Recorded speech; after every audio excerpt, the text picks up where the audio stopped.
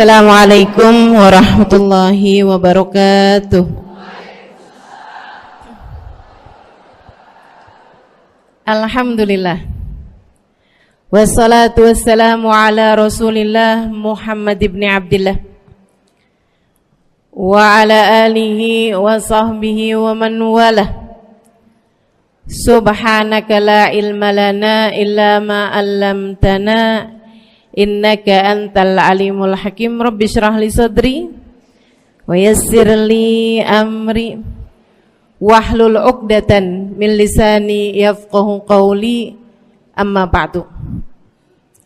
Alhamdulillah, ibu-ibu sekalian saya muliakan, hadiah indah di mana Allah mengizinkan kepada kita untuk menghadapnya. Bukan main. Siapa kita ini sampai diizinkan Allah untuk bolak-balik menghadap kepada Allah Subhanahu wa taala dalam salat-salat kita. Saya pernah dengar dari para guru-guru kami, guru-guru saya. Mereka mengatakan di saat orang salat, di saat kamu salat, di saat saya salat, bukan hanya karena saya mau sholat, kamu mau sholat, akan tetapi karena kamu dianggap mulia di mata Allah, sehingga Allah izinkan dirimu untuk menghadap padanya. Ketika saya sholat, bukan hanya karena saya mau sholat, akan tetapi karena saya punya nilai di mata Allah, sehingga Allah izinkan kepada saya untuk menghadap padanya.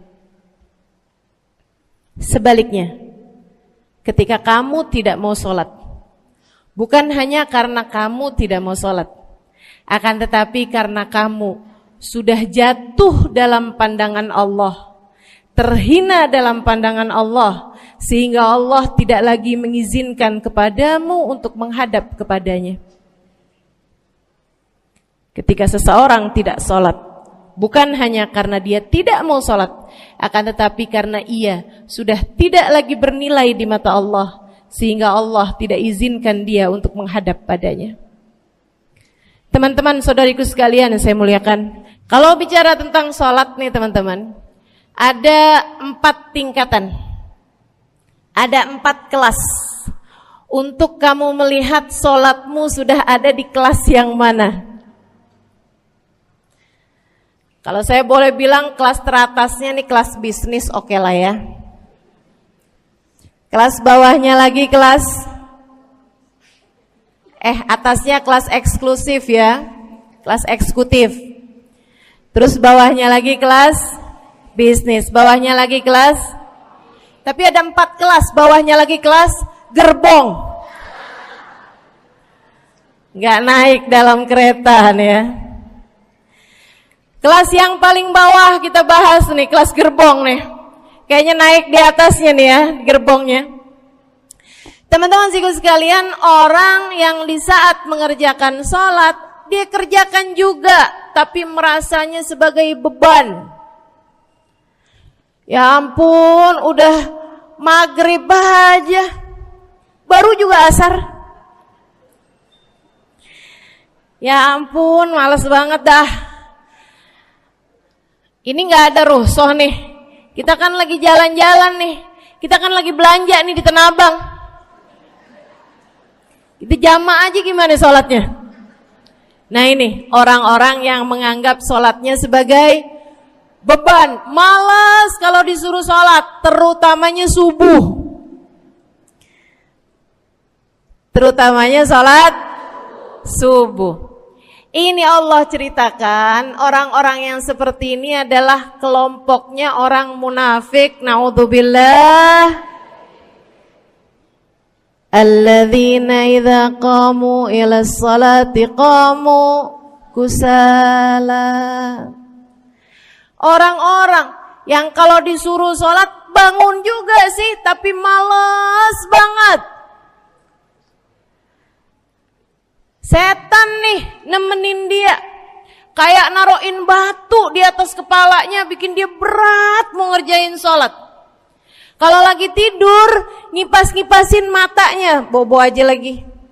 5 menit lagi, 5 menit lagi. Bangun-bangun udah siang. Pernah terjadi padamu?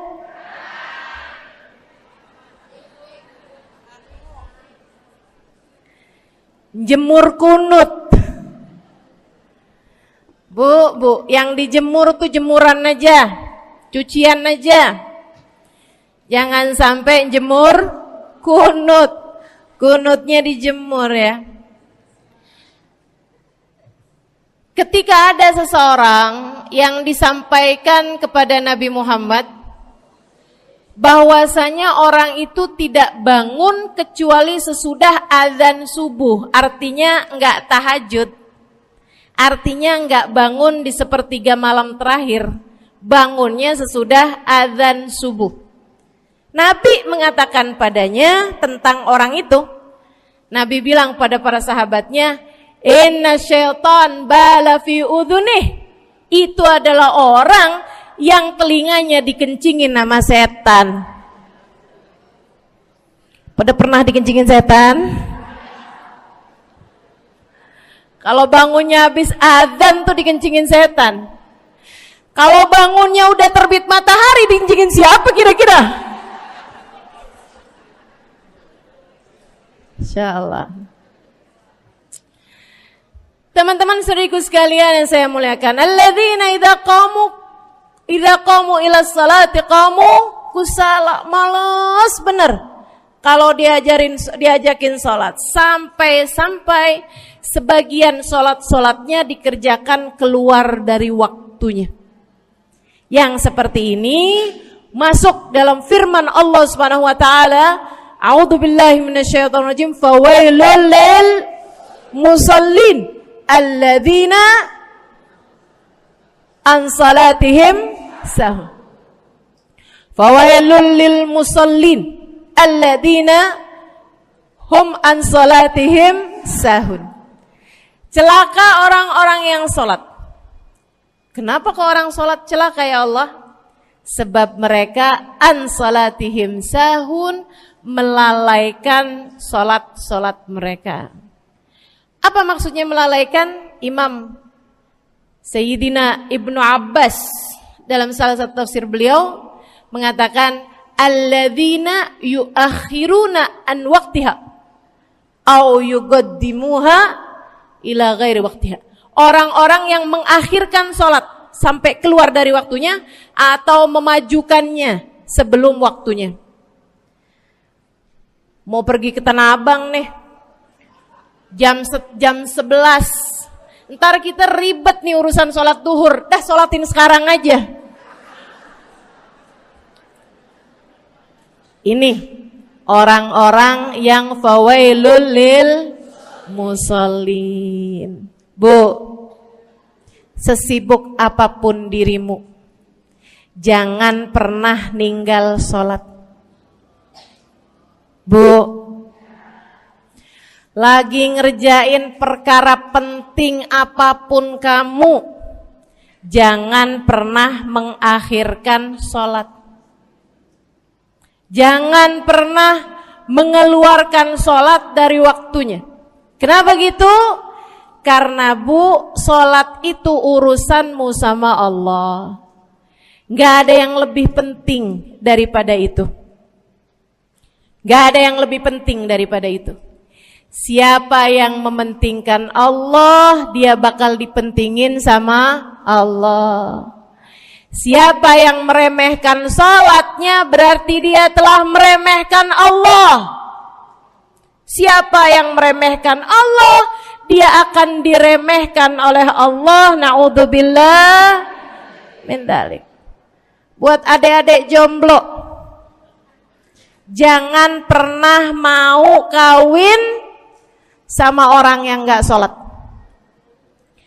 Biarpun kamu udah nunggu cukup lama, kalau ada yang lamar kamu dan dia gak sholat, jangan mau bu. Dek, ibu-ibu juga, kalau ada yang janda di sini,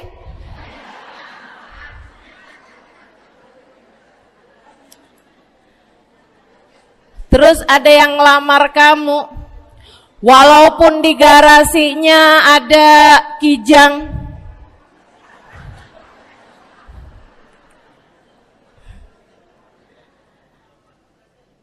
ada bebek, motor maksudnya ya, datang melamar kamu, jangan terima. Orang yang gak sholat, kamu jangan mau jadi istrinya. Kenapa? Saya kasih tahu ya, Allah aja dia tinggalin, apalagi kamu.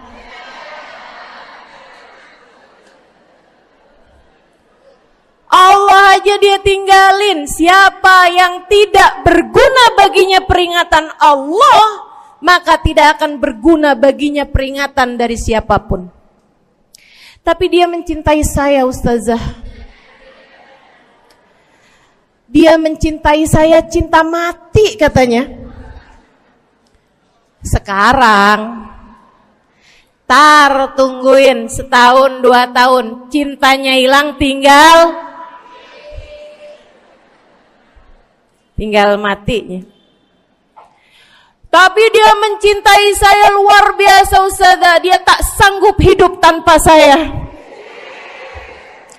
Itu namanya cinta monyet. Tungguin 2 tahun, cintanya hilang, tinggal.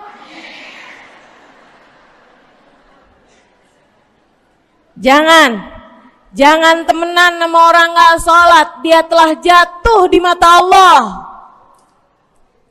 Maka kita pun belajar buat jadi orang-orang yang terus mendaki, terus meraih rahmatnya Allah, terus belajar buat jadi salah satu orang yang dipandang dengan rahmat oleh Allah Subhanahu wa taala.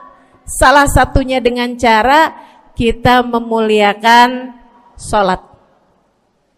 Kita menjaga sholat. Jagain sholatnya. Jangan masuk kelompok orang yang tadi itu sholatnya menjadi beban. Ini kelompok paling bawah nih. Naik ke kelas ekonomi. Tadi begitu ya?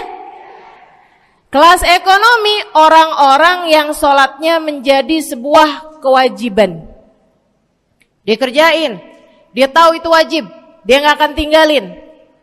Tapi sama halnya dengan kewajiban-kewajiban yang lain. Kita nih kalau mikirnya kewajiban, Bu, kalau gak diwajibin lagi seneng. Betul gak? Masih ada kayak beratnya gitu ngerjain sholat. Orang yang sholatnya dianggap sebagai kewajiban. Kayak anak-anak sekolah tuh, wajib pakai seragam, wajib ngerjain PR. Kalau 1 hari, besok enggak wajib pakai seragam. Ada enggak ya pakai seragam? Enggak ada. Enggak ada. Enggak ada yang besoknya dipakai seragam. Terus tanyain, kenapa kamu tetap pakai seragam? Abisnya saya suka sama seragamnya. Enggak ada. Karena mereka menganggap pakai seragamnya adalah kewajiban. Sekolahnya sebagai kewajiban. Jadi giliran besok libur anak-anak, hore gitu. Ada orang-orang yang sholatnya dianggap sebagai kewajiban. Nggak ada yang nambah kalau kewajiban tuh. Sholat sunnah boro-boro, sholat wajib aja kalau bisa dibikin sesingkat mungkin akan dilaksanakan dengan cara yang sesingkat-singkatnya.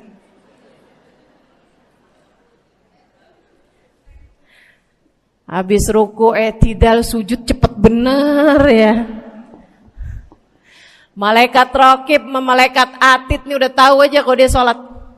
Habis ghairil maghdubi alaihim waladdallin. Malaikat atid bilang sama malaikat raqib, kulhu, catat kulhu udah pasti.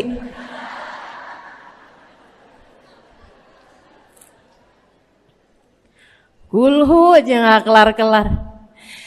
Teman-teman saudaraku sekalian yang saya muliakan, sholatnya dianggap sebagai sebuah kewajiban. Nggak nambah dengan sunnah, namanya wajib. Kita naik lagi insyaallah. Sholatnya kita naikkan dari yang kewajiban kita naik menjadi kelas bisnis, sholatnya sebagai sebuah kebutuhan. Bu, mudah-mudahan nih ibu-ibu, teman-teman semuanya yang sedang menyimak kajian pada hari ini, saya doakan, karena saya berharap saya pun juga didoakan agar menjadi salah satu orang yang sudah berada dalam tingkatan ini.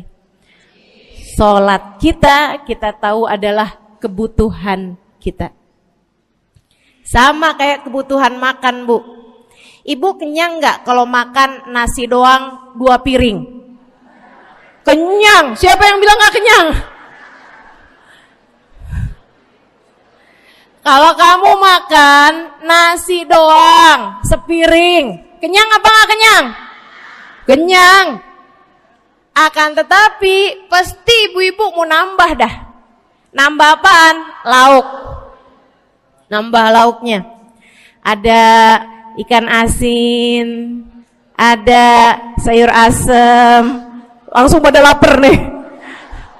Ada sambal. Masya Allah, ada tempe goreng. Udah ibu ya, tetangga lewat kagak nyadar.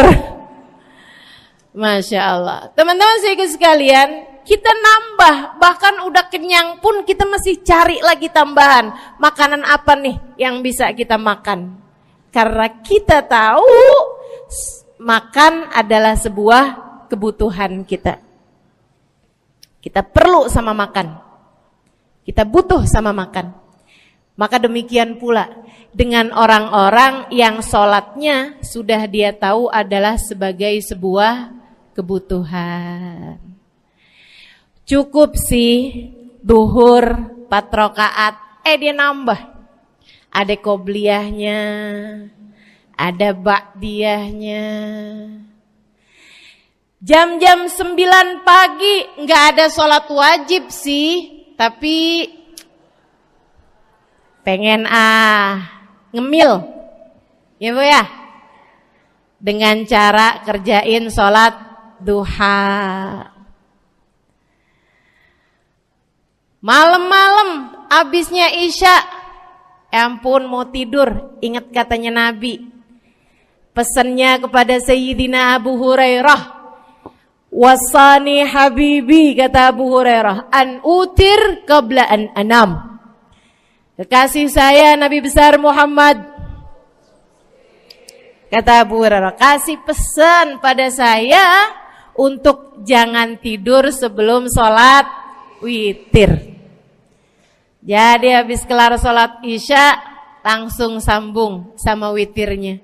Dia tahu sholatnya adalah sebagai sebuah kebutuhan. Kebutuhan. Saya butuh untuk sholat karena saya butuh kepada Allah. Saya perlu sholat karena saya perlu kepada Allah. Saya perlu sholat karena saya tahu urusan saya sebesar apapun saya rasakan adalah kecil dalam pandangan Allah.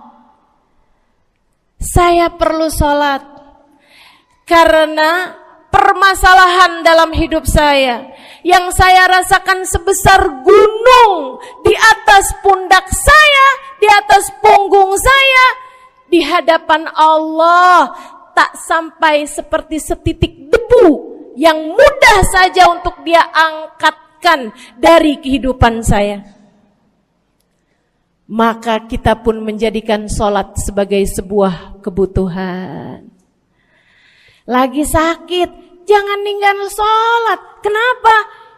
Kamu menghadap kepada yang punya kesehatan. Lagi banyak utang, jangan ninggal sholat.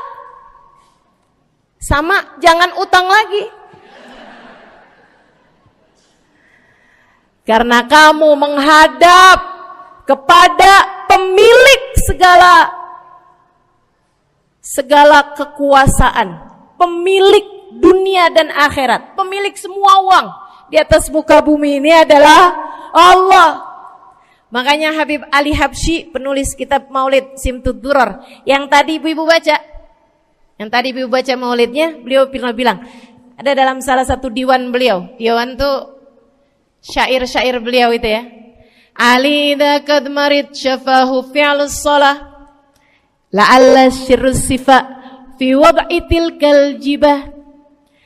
Kata beliau, Ali nih kalau lagi sakit, nih Habib Ali ya, beliau tuh padahal punya amal ibadah sangat banyak.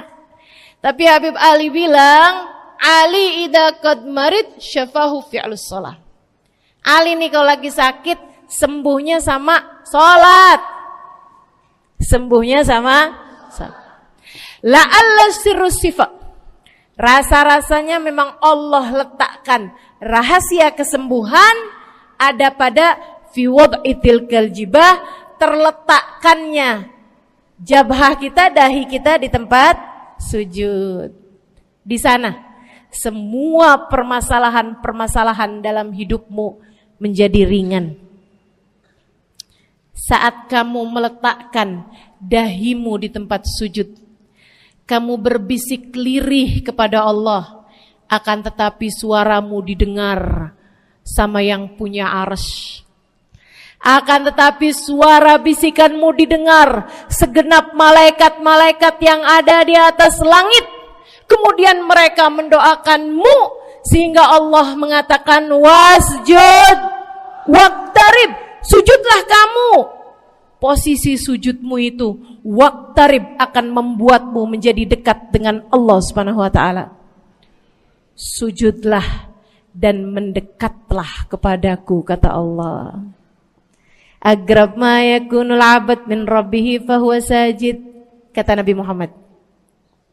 Fa'akthiru fihi du'a faqamin an yustajabulah. Tempat terdekat seorang hamba dengan Tuhannya adalah saat dia sedang sujud. Maka perbanyaklah doa dalam sujudmu, kata Nabi Muhammad. Doamu sangat mungkin diijabah oleh Allah. Apalagi kalau doanya kamu haturkan di sepertiga malam yang terakhir. Saat-saat di mana kebanyakan manusia di sekelilingmu yang lalai berada dalam tidurnya, berada dalam alam mimpinya. Para ulama tuh sampai bilang, Bu, dari kehususannya sepertiga malam yang terakhir, orang yang ngerjain maksiat aja sepertiga malam yang terakhir tuh tidur. Ibu gak pernah tahu orang-orang pulang diskotik jam berapa? Gak tahu ya, sama. Tapi Bu, yang pasti mereka tuh sepertiga malam yang terakhir malah pada pulang, malah pada tidur gitu. Orang maksiat aja itu sama Allah dibuat tidur tuh di jam-jam yang biasanya turun rahmatnya Allah. Allah mau milih nih mana nih hamba-hambaku, pilihan-pilihanku akan aku bangunkan untuk menghadapku. Kemudian Allah Subhanahu wa taala bertanya, hal min mustaghfirin, hal min taib, hal min talibi hajatin faunilahul matalib. Siapa nih di antara kalian yang lagi mohon doa, minta pertolongan, mohon ampunan, akan aku beri, kata Allah Subhanahu wa taala, sebab kalian meminta pada waktu yang paling aku suka. Kalau punya hajat minta. Kapan mintanya? Dalam sujud. Kapan sujudnya? Dalam sholatmu di sepertiga malam yang terakhir. Bu, ngelihat muka-mukanya pada punya hajat banyak-banyak nih. Gimana tahajudnya? Mudah-mudahan Allah jadikan kita salah satu di antara mereka yang menyibukkan diri di sepertiga malam yang terakhir, insyaallah. Sampai-sampai Bu ya, saya tinggal lama di kota Hadramut dulu. Orang-orang di Hadramut, orang awamnya, itu kalau mereka punya anak kecil umur 1 tahun, 2 tahun, 3 tahun tuh, punya anak bayi, balita gitu. Kalau mereka bangun di sepertiga malam yang terakhir, mereka akan membangunkan anak-anaknya walaupun buat main. Alasannya 2. Yang pertama, agar mereka terbiasa bangun di jam-jam segitu. Nantinya kalau besarnya mereka jadi udah kebiasaan bangun di jam segitu, gampang ngerjain tahajud. Alasan yang kedua, ibu-ibu sekalian, agar anugerah, karunia, rahmat, pemberian Allah yang Allah turunkan di sepertiga malam yang terakhir, anak-anak mereka pun berhak untuk mendapatkannya karena mereka tidak sedang dalam keadaan tidur dan dalam keadaan berjaga. Kan kebalik sama orang kita. Anak-anak kita, cucu-cucu kita kalau bangun jam segitu kita tidurin lagi, masih malam nak, masih malam. Mama masih ngantuk nak. Masya Allah. Ibu, saya punya ibunya guru saya. Saya punya guru salah satunya dan yang tercinta di hati saya, Sayyidil Habib Umar bin Hafid. Guru saya. Beliau punya ibu namanya Hubabah Zahra. Almarhumah, baru meninggal masa-masa deket pandemi. Ya Bu ya, baru aja beberapa tahun silam meninggalnya. Itu ibu-ibu sekalian punya anak kalau nggak salah 12. Kalau nggak salah 12 anak beliau. Laki-laki 5. Kalau saya nggak salah ya, mohon maaf kalau saya salah. Kemudian yang perempuan 7. Semuanya soleh-solehah. Semuanya Bu, jadi orang-orang yang luar biasa, yang terutamanya anak yang pertama yaitu Habib Ali Masyhur, jadi mufti pada zamannya di Kota Tarim. Sampai wafatnya beliau masih sebagai mufti. Mufti itu Bu, permasalahannya umat semuanya ada di meja beliau untuk beliau selesaikan. Anak yang laki-laki yang paling kecil, Habib Umar bin Hafid, menjadi kita tahu semuanya ya, orang soleh, ulama, waliullah. Ibu-ibu sekalian, kita mau tahu nih, anak-anak soleh-solehah semacam itu ibunya kayak gimana gitu. Karena Bu, mohon maaf, walaupun memang Nabi Nuh, nabinya udah soleh, anaknya gak soleh, kan begitu ya? Ada juga sih, tapi secara mayoritasnya Bu, buah jatuhnya tak jauh dari emaknya begitu, anaknya kurang lebih begitu. Anaknya begitu, emaknya biar kita nggak lihat gitu udah bisa ngebayangin kayak apa orangnya. Ibu-ibu sekalian, nih anak-anaknya Hubabah Zahra, Masya Allah semuanya. Kita mau tahu ibunya kayak gimana. Satu cerita aja tentang Hubabah Zahra.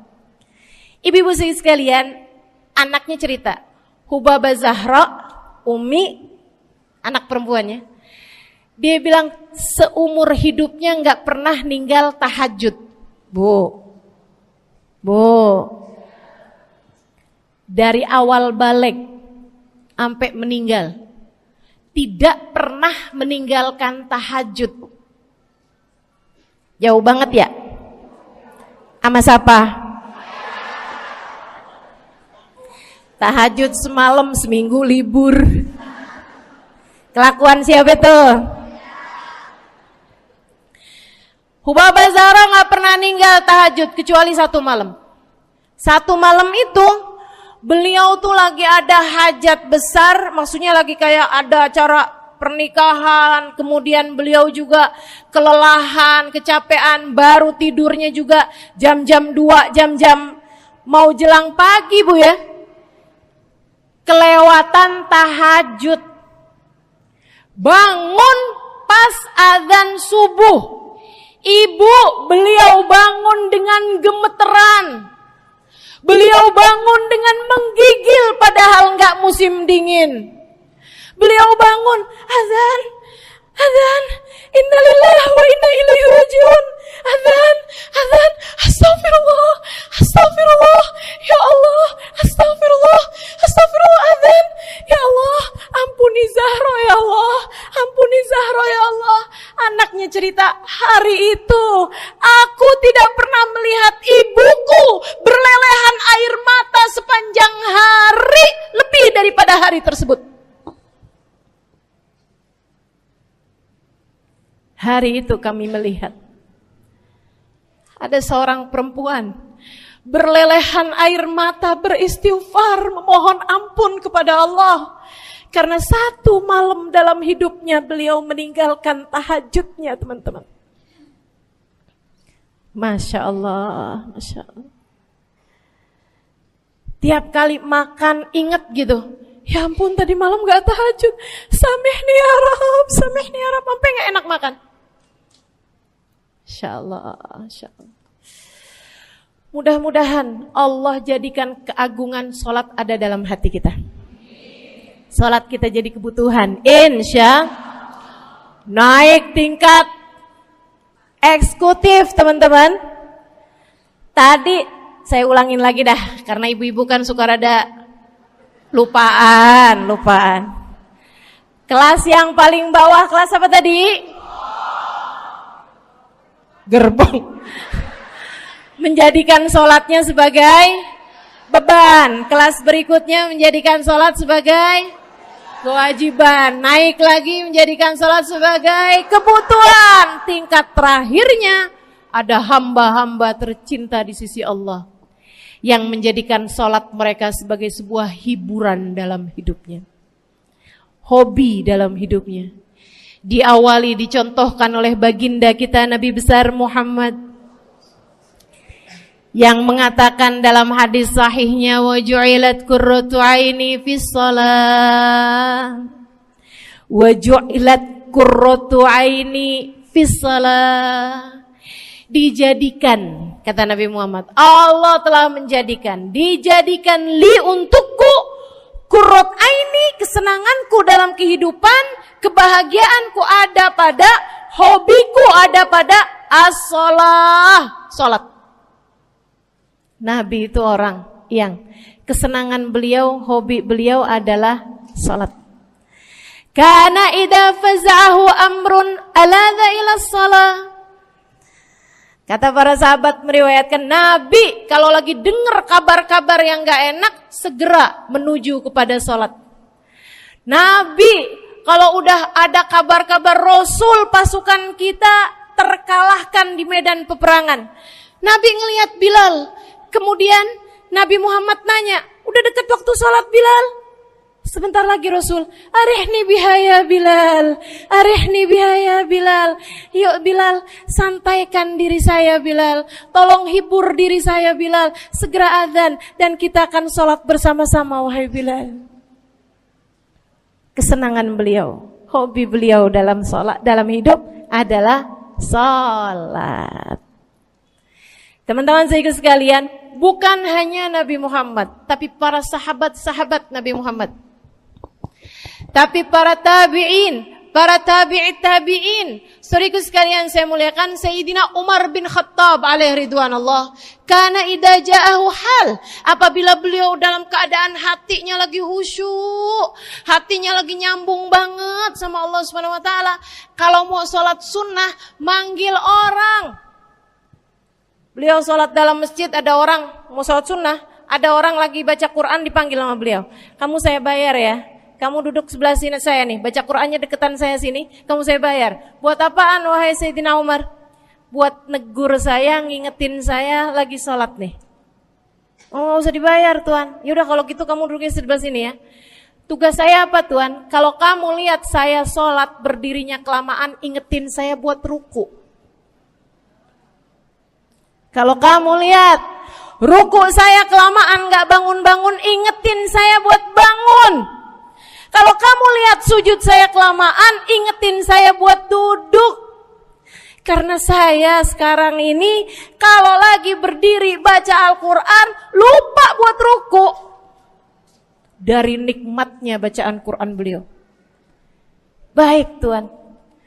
Sholat, baca Fatihah, habis itu baca Quran. Surat Al-Quran, dapat selesai satu, kok masih enak. Baca lagi, masih enak lagi, baca lagi. Yang sebelah beneran nih gak ruku-ruku. Beliau berdiri kemudian bilang, Tuan ruku. Gak kedengeran. Beliau berdiri deketin telinganya, Tuan ruku. Belum kedengeran juga.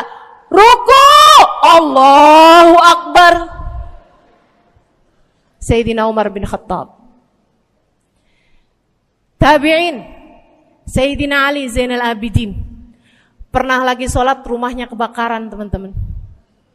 Sholat sunnah di waktu malam, rumahnya kebakaran. Orang-orang pada teriak-teriak, Tuan Harik, nar, ya ibn binti Rasulillah, wahai anak dari cucunya Nabi Muhammad. Tuan, ada api di sekitarmu. Tuan, kebakaran. Tuan, kebakaran. Allahu Akbar. Sami Allahu liman hamidah. Enggak lihat apa-apa. Habis selesai sholat baru lihat, kebakaran nih rupanya. Orang-orang pada bilang, kami sudah mengingatkanmu Tuan. Apa jawab beliau? Al-hadni an-narul kubro. Di depan saya ada api yang jauh lebih besar, api neraka. Saya nggak lihat api sekecil ini. Masya Allah. Saudaraku sekalian yang saya muliakan, para ulama Allah Subhanahu Wa Taala. Terakhir saya mau ceritakan Sayyidil Habib Abu Bakar As-Sakran, penulis Wirid Sakran. Kalau teman-teman pernah tahu, beliau saudaraku sekalian saya muliakan dapat julukan As-Sakran, orang yang mabuk. Karena mabuk kepada Allah Subhanahu Wa Taala. Beliau pernah satu waktu kena penyakit di punggungnya. Beliau kemudian tanya sama dokter, kata dokter, wah ini nih penyakit mesti diangkat, mesti dioperasi. Ya udahlah, operasiin saya. Disuguhin 1 gelas khamr di waktu yang telah ditetapkan untuk jadi waktu operasi. Apa ini? Khamr, minuman keras. Zaman itu belum ada obat bius. Dia bilang, ini buat apa? Khamr ini Tuan, minuman keras ya, agar engkau enggak sadar. Jadi enak gitu kita ngoperasinya. Dia bilang, saya mau dengan kesehatan saya kepengen ngerjain taat kepada Allah. Saya enggak mau. Saya dapetin kesehatan saya dengan cara mengerjakan yang diharamkan Allah, yaitu minuman keras. Saya enggak perlu ini. Waduh, kalau gitu nggak bisa dioperasi Tuan. Kenapa soalnya? Ya nanti kan kesakitan, nanti susah operasinya gitu. Oh gampang. Kalau kalian pengen bikin saya nggak sadar, nggak perlu minuman keras. Terus gimana? Operasikan kalau saya sedang sholat. Maka mulailah, dokter-dokter udah pada siap. Beliau lagi sholat sunnah ya Bu ya. Allahu Akbar gitu. Mulai, dokter buka baju belakangnya. Mulai Bu digunting kulitnya, digergaji tulangnya. Beliau Bu mukanya meringis saja enggak. Beliau ruku, dokternya ikutan nungging. Beliau sujud, dokternya ikutan menunduk juga. Beliau sholat nikmat banget. Sampai beliau selesai dari sholat, beliau nanya sama dokter-dokternya, kenapa gak nurut tadi tuh waktu saya sholat mestinya operasi. Kata dokter, udah selesai Bib dari tadi. Masya Allah. Radiyallahu ta'ala anhum wardahum. Ini bukan kelas-kelas kita, saya cuma ceritain aja sama ibu-ibu. Bukan berarti ibu-ibu nanti pas waktu sakit bilang sama dokter-dokter gak usah dibius. Beda hati Bu, beda hati. Ibu ya, beda iman, beda semuanya kita sama mereka. Yang pasti, makanya saya kan yang ini nggak doa nih. Pas yang kebutuhan tuh baru saya doa. Kenapa? Karena kayaknya tingkatan kita dah Bu ya. Mentok dah, sampai kebutuhan itu dah. Insya Allah, mudah-mudahan Allah jadikan kita orang yang menjaga salat insya Allah. Rabbi jalni muqimas salah wa min dzurriyyati amin. Rabbi jalni muqimas salah wa min dzurriyyati amin.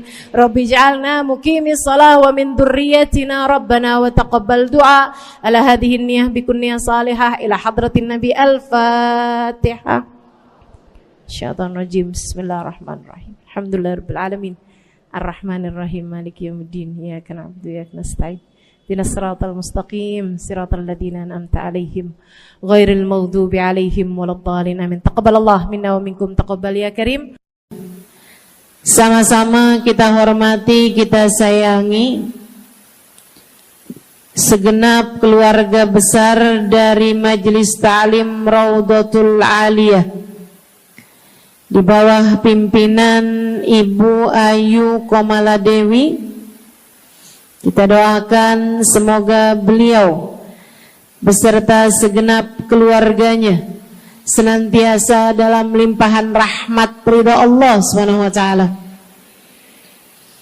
Juga kita doakan Ustazah Nabilah Al-Haddad sebagai pengasuh di majelis ta'lim ini, sebagai pimpinan di majelis ta'lim ini, Bu Ayu dan Ustazah Nabilah sekeluarga semuanya insyaallah senantiasa dalam pandangan kasih sayang Allah SWT.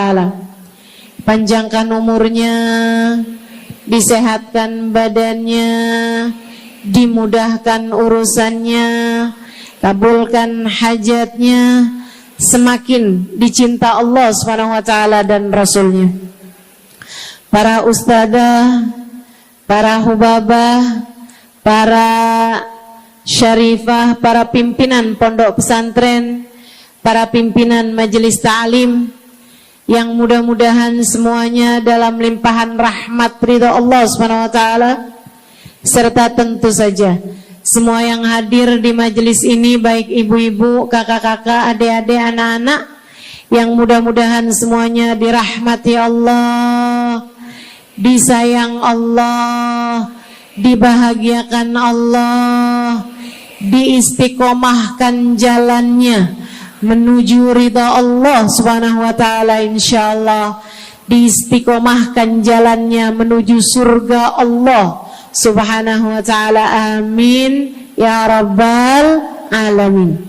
Qul amantu billah thumma istaqim, kata Nabi Muhammad sallallahu alaihi wasallam kepada seorang pemuda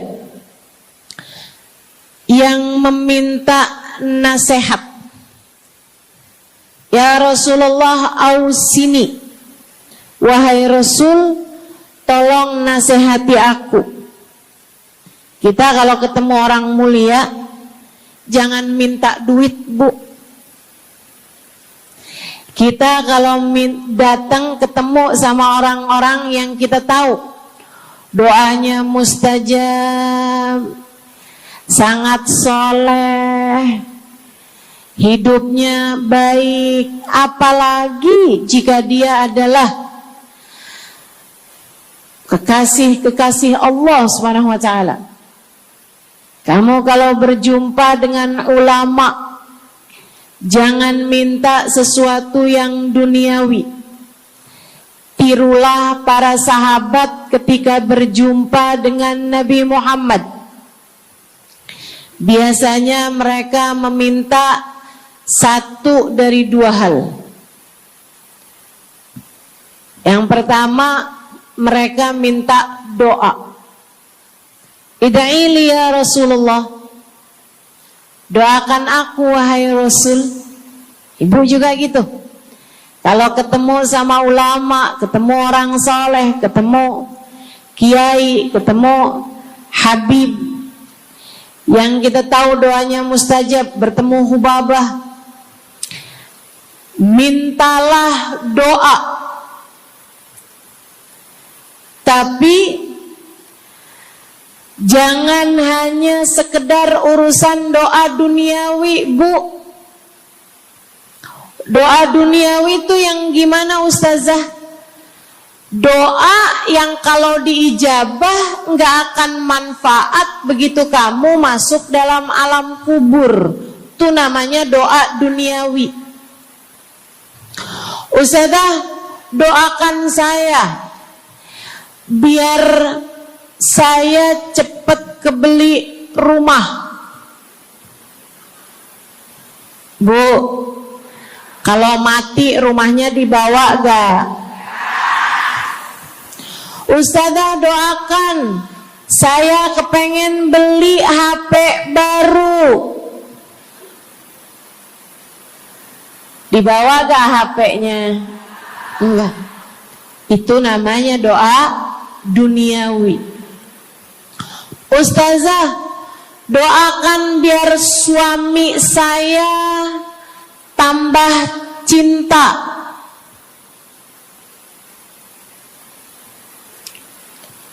Kalau mati suaminya dibawa gak, Bu? Walaupun kamu mau, dia gak bakalan mau, Bu.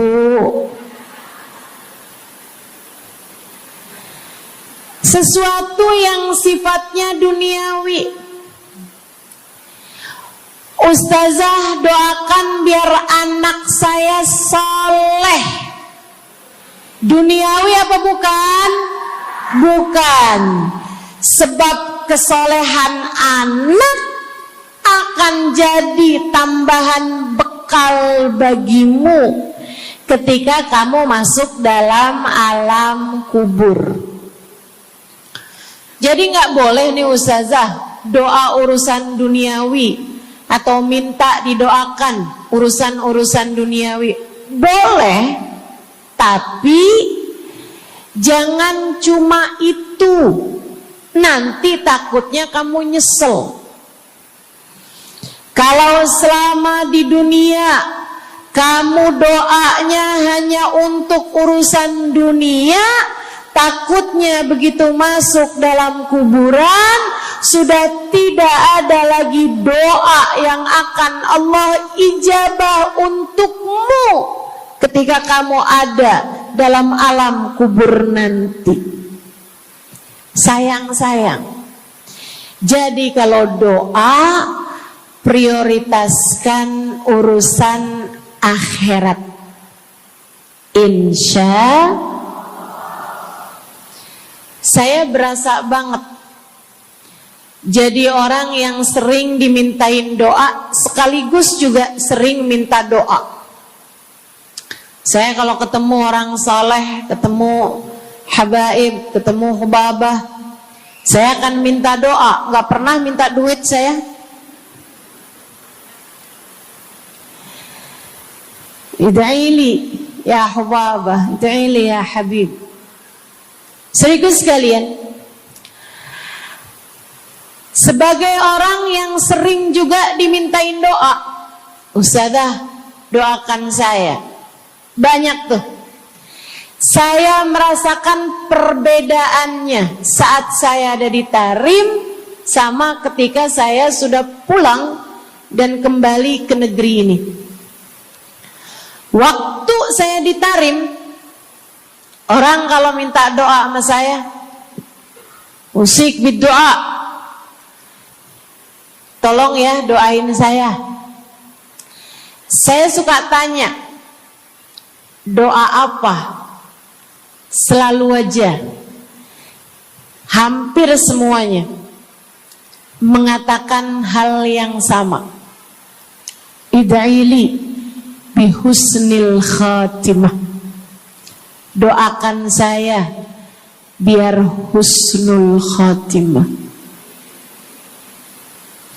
Begitu nyampe ke Indonesia, kalau ada orang bilang, ustazah doain saya, biasanya lanjut tuh, doanya minta apa langsung dibilang, gak pakai tanya. Ustazah doain saya biar utang cepat lunas.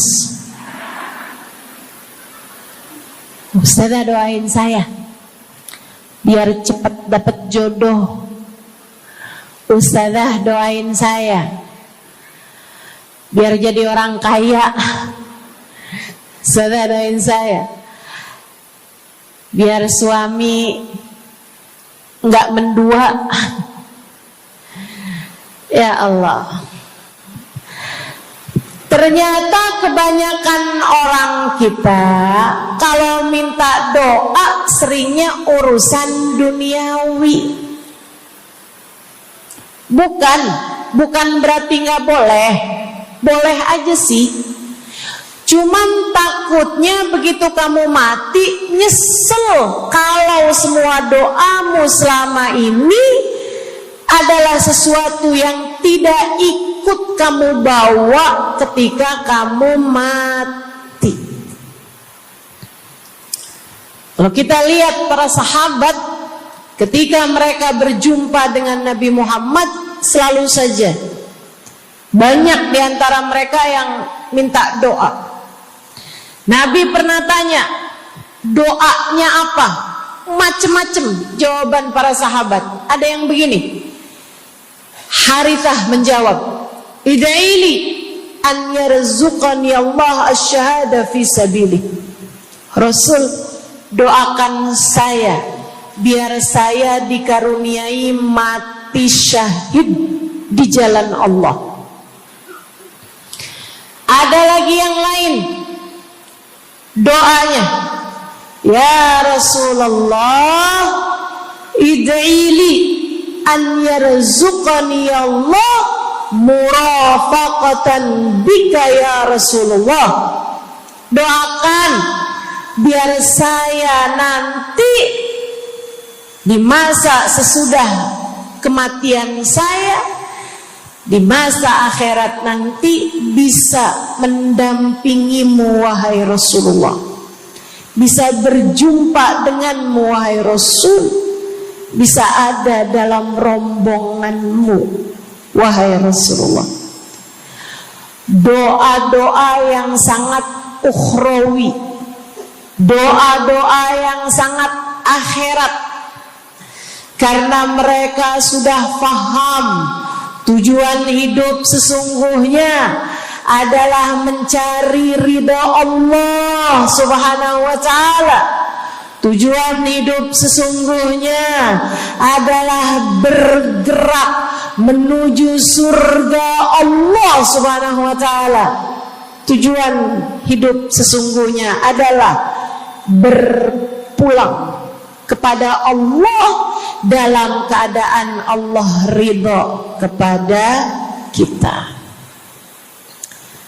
Sahabat tuh minta didoakan, sama yang kedua minta nasihat. Kita juga nyontoh, kalau ketemu orang soleh, kalau ketemu ulama, kalau ketemu habaib, ketemu kiai, ketemu bunyai, ketemu hubabah, ketemu ustadzah, ketemu ustad,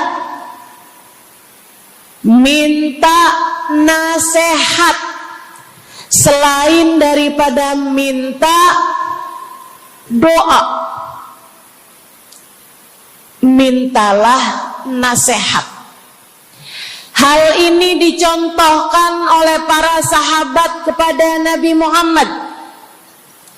Datang seorang pemuda berjumpa Nabi Muhammad sallallahu alaihi wasallam. Kemudian bertanya, ya Rasulullah, ausini, wahai Rasulullah, berikanlah nasihat kepadaku ini. Nabi Muhammad tersenyum, senang, bangga, karena mengerti bahwa umatnya faham apa yang harus diminta dari nabinya.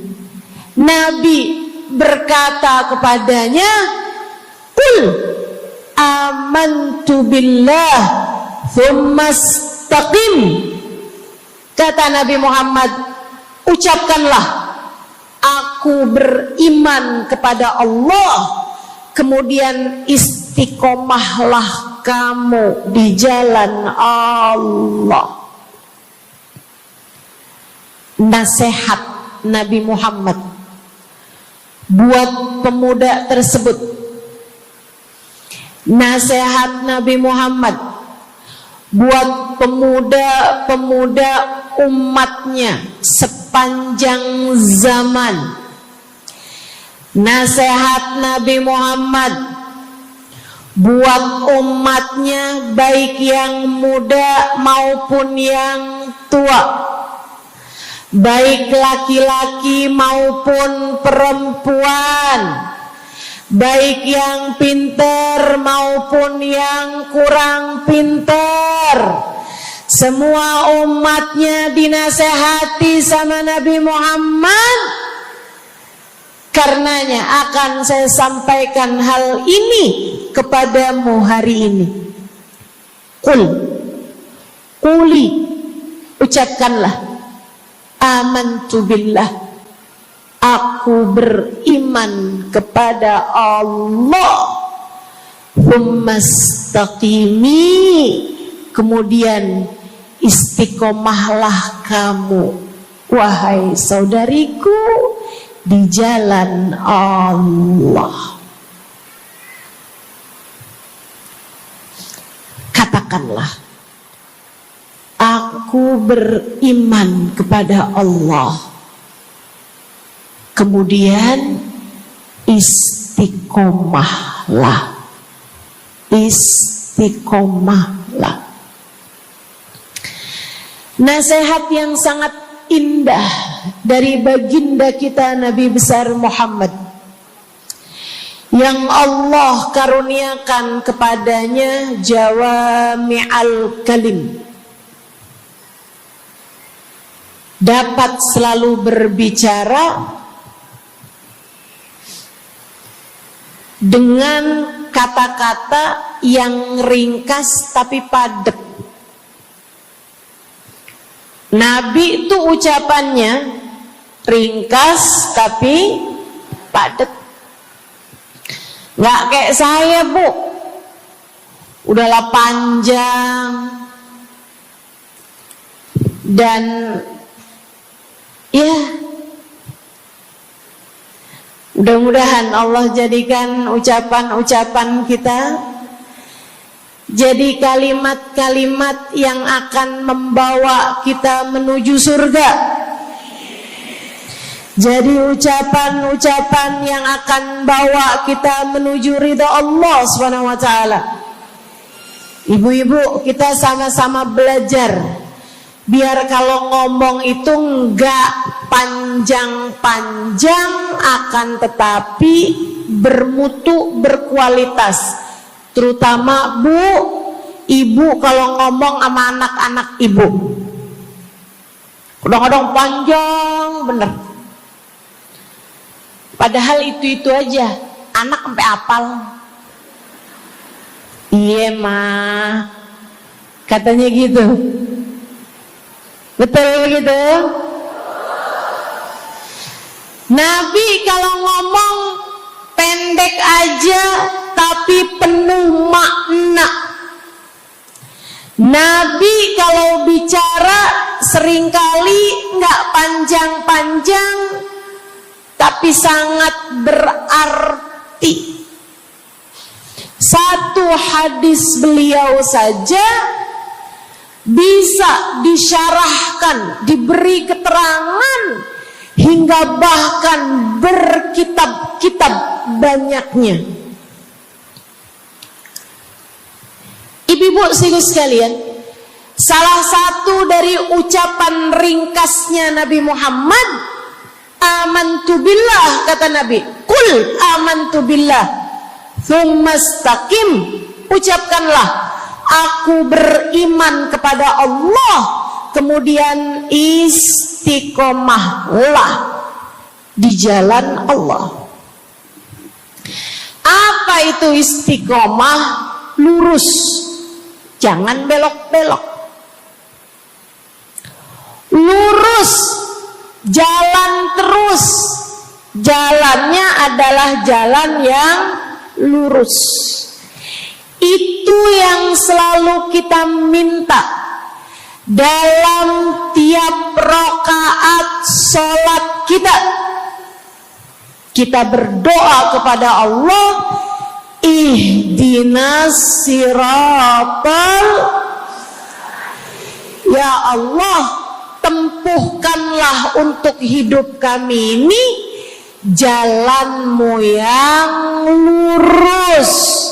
Sama kayak kamu lagi bilang, ya Allah, karuniakanlah dalam kehidupan kami keistiqomahan di jalanmu ya Allah.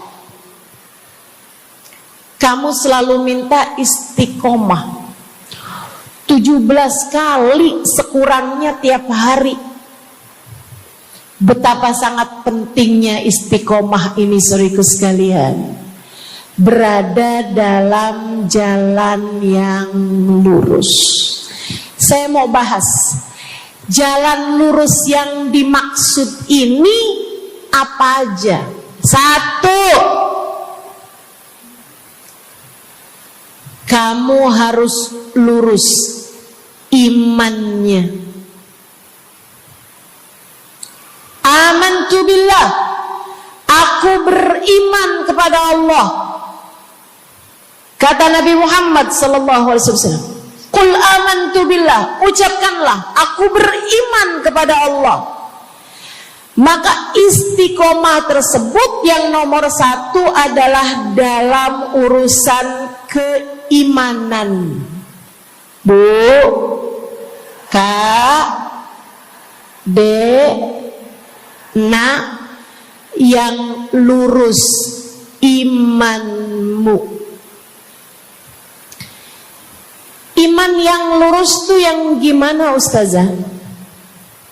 Iman yang lurus adalah memahami dua kalimat syahadat yang menjadi pintu gerbang keimananmu. Orang kalau masuk Islam, dia jadi orang yang beriman, dia mengucapkan kalimat syahadat. Apa itu? La ilaha illallah. Yang pertama. Yang kedua, Muhammad Rasulullah. Tidak ada Tuhan selain Allah. Itu harus kamu miliki dalam hatimu secara lurus, istiqomah. Gak ada Tuhan selain Allah. Jangan hari ini Tuhannya Allah, besoknya Tuhannya duit. Apapun aja yang disuruh sama duit, yang ada duitnya, yang haram-haram pun diterjang. Lah kenapa begitu? Saudaraku sekalian, Qul amantu billah, ucapkan, aku beriman kepada Allah. Aku faham arti la ilaha illallah. Tidak ada Tuhan selain Allah. Tidak ada yang mengatur kehidupan selain Allah. Tidak ada yang memberi rezeki selain Allah. Maka berimanlah kepada Allah. Kalau ada istri bilang sama suaminya, kalau kamu nanti pulang bawa duit, ahlan wa sahlan, selamat datang. Tapi kalau kamu pulang nanti nggak bawa duit, silakan tidur di luar.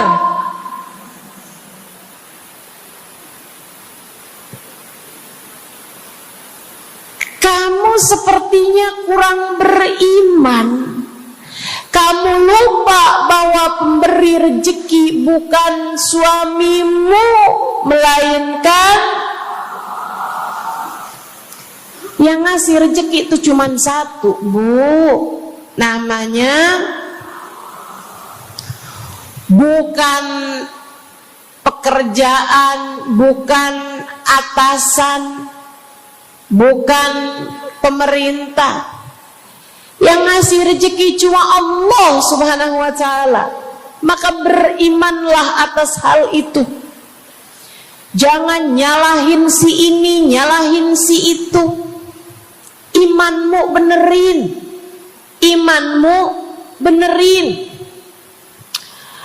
Banyak orang saya liatin itu suka pada repot urusan rezeki. Banyak banget. Di dunia ini nih banyak yang suka repot urusan rezeki. ngejar dunia abis-abisan, ngejar duit segala macam cara, sampai omongannya nggak jadi omongan orang beriman. Waktu dibilangin jangan nyari rejeki yang haram, cari rejeki yang halal. Jangan berani ngambil yang bukan hakmu. Dia bilang begini nih, ya ustazah nggak tahu zaman sekarang, jangankan nyari yang halal, nyari yang haram juga susah saja.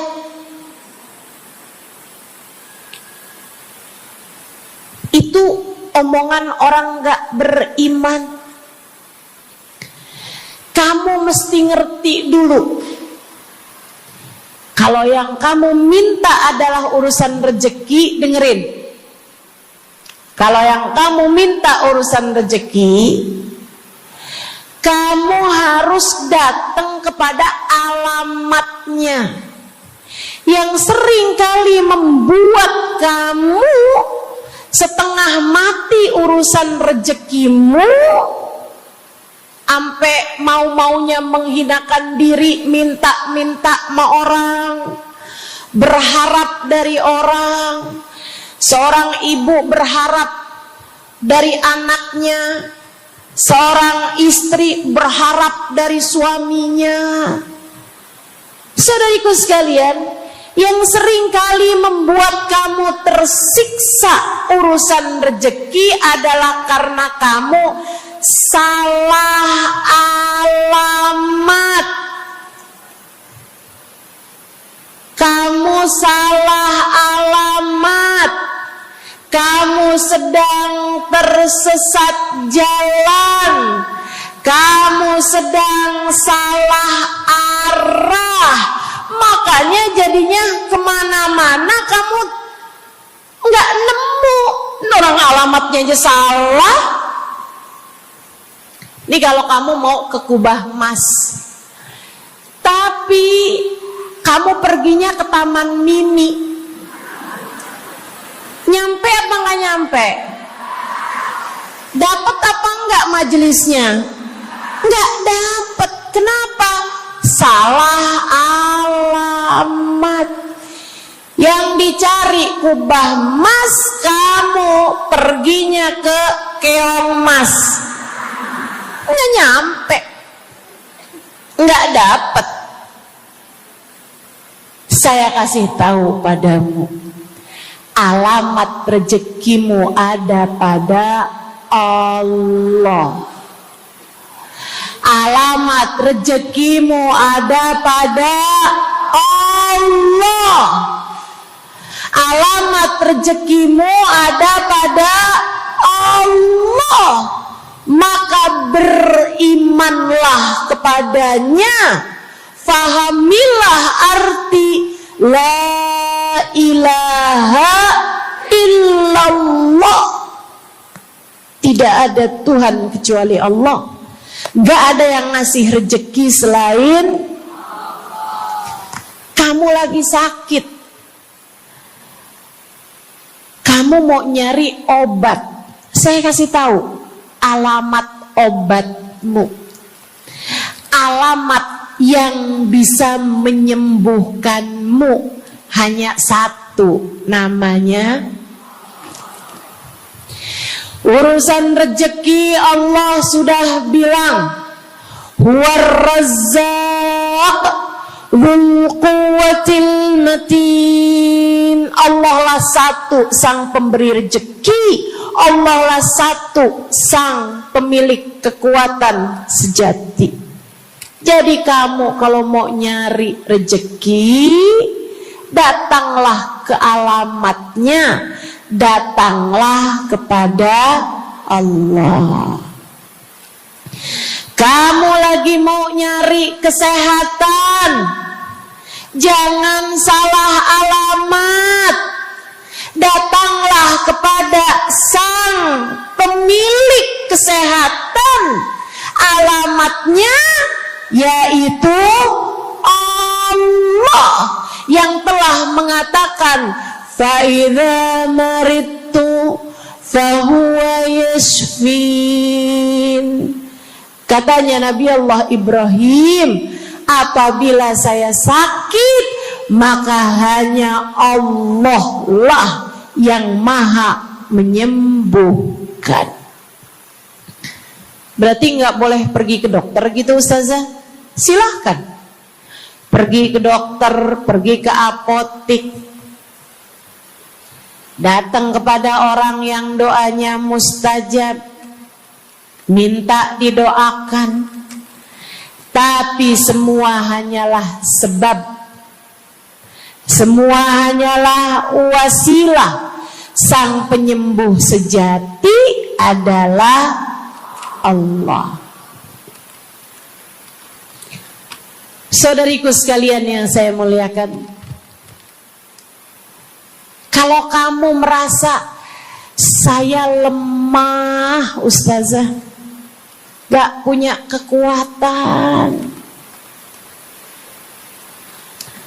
kalau kamu merasa saya bodoh Ustazah, saya tidak mengerti di mana alamat ilmu, di mana alamat pengetahuan.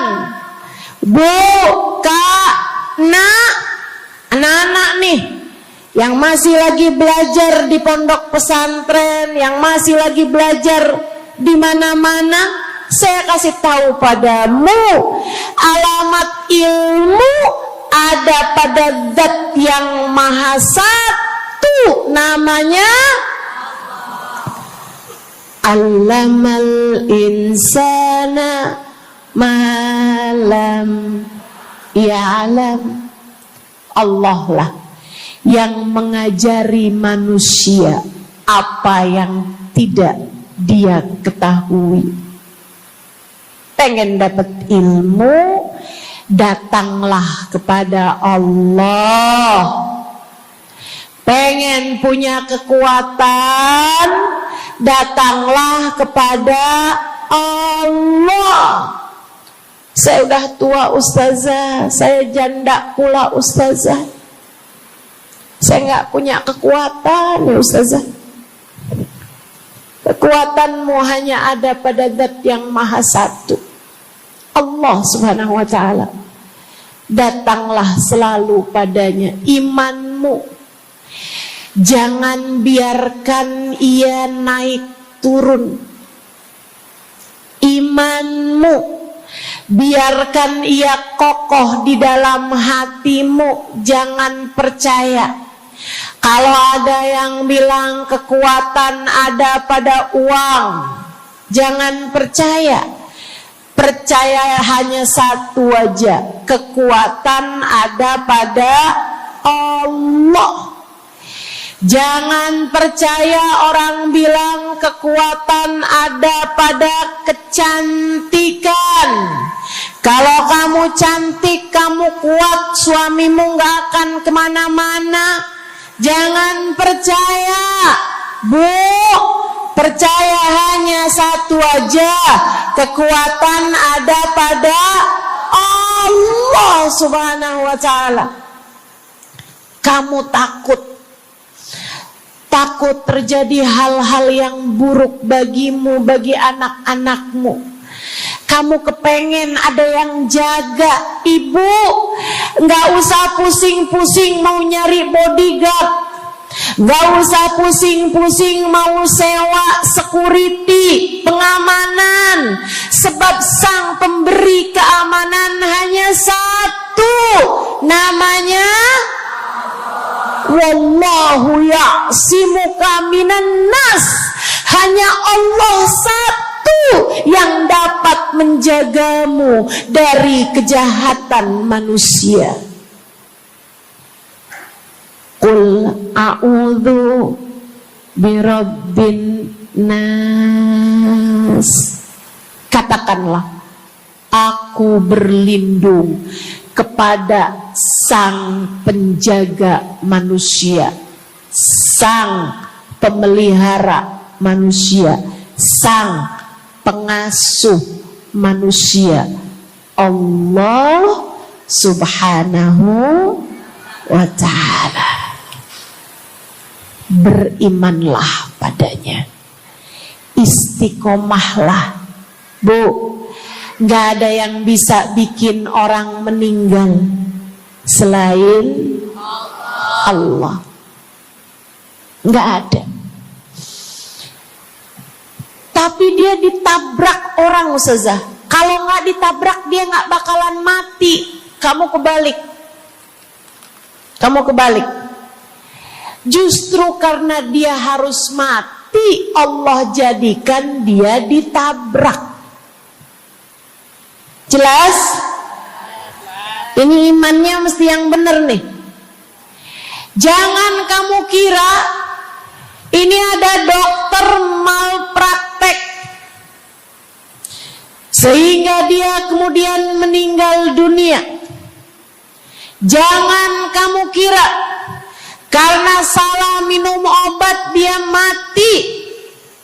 Bukan, ibu-ibu sekalian, justru karena dia harus mati, karenanya kemudian ketemu sama dokter yang malpraktek lah, ketemu sama obat yang salah lah.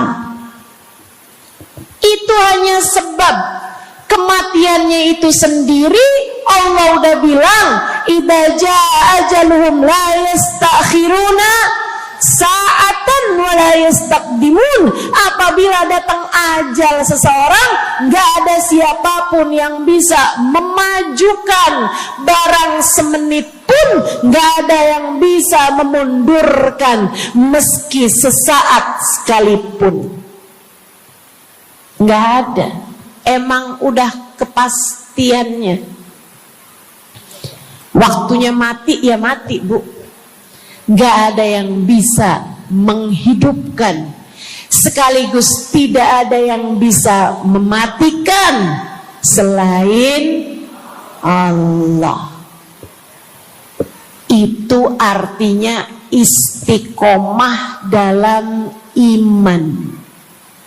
Tapi tunggu dulu, sebelum saya lanjutkan istiqomah yang lain. Selain beriman kepada Allah, kamu juga harus beriman kepada Nabi Muhammad. Kamu harus beriman kepada Nabi Muhammad. Beriman bahwa beliau adalah, a'udzubillahi minasyaitonirrajim, qul innama ana basyarum mithlukum yuha ilayya. Dua-duanya harus seimbang.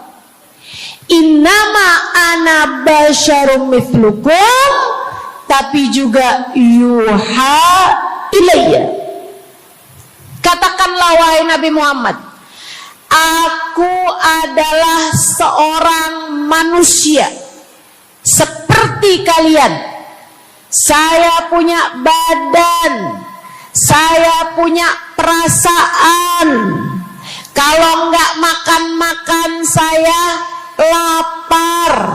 Kalau habis makan nggak minum saya haus. Kalau beberapa hari saya nggak tidur, saya ngantuk. Qul innama ana basyarun. Sampaikan kepada manusia, aku adalah seorang manusia seperti kalian juga.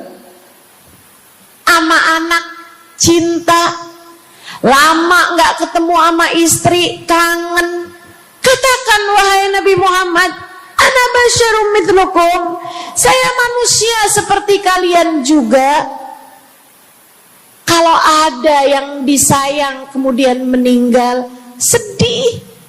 Karena Nabi adalah seorang manusia.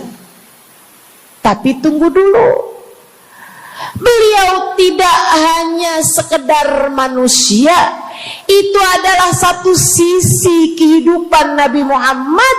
Jangan lupa, innama ana basyarum mithlukum, tapi yuha ilayya, aku diberi wahyu, aku hamba wahyu, aku berbincang-bincang dengan Allah, kalian tidak. Aku berbicara langsung dengan Allah, kata Nabi Muhammad, kalian tidak. Aku dituruni malaikat Jibril, kalian tidak. Aku diberi wahyu Al-Quran 30 juz, kalian tidak barang seayat pun. Nih, kalau saya perhatikan, imannya umat manusia yang beriman kepada Allah sekalipun menjadi cacat ketika tidak beriman kepada Nabi Muhammad. Lihatin, mohon maaf, orang Yahudi beriman kepada Allah. Kamu kalau nanya sama orang Yahudi, Tuhanmu siapa? Allah.